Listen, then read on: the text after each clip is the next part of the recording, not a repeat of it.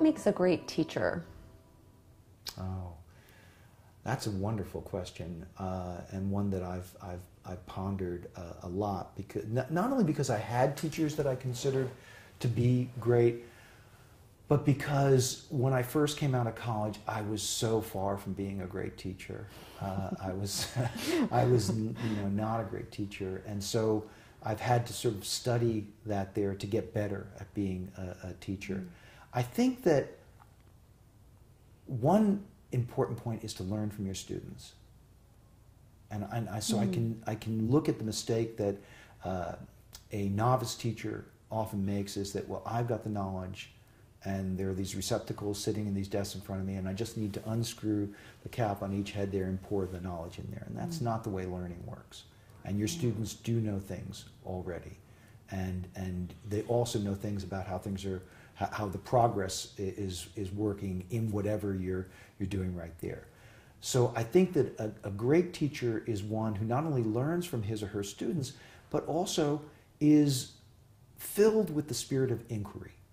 Curious about, so why did you answer that question that way? What were you thinking of in that way there? Well, gee, how do we look at this here? What is this phenomenon going on there? So I think a great teacher has that ability to inspire their students to also be interested in what's going on there.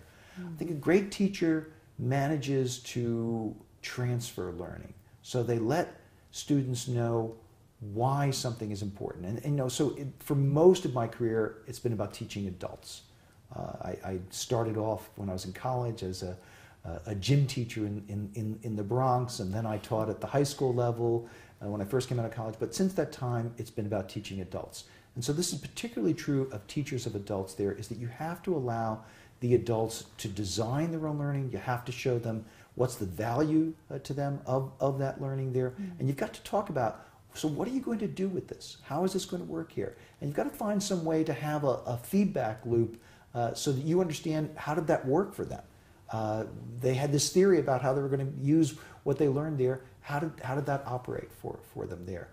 But I think a great teacher also needs enormous reserves of patience, and to really be willing to be present in the room while people are learning is an important characteristic.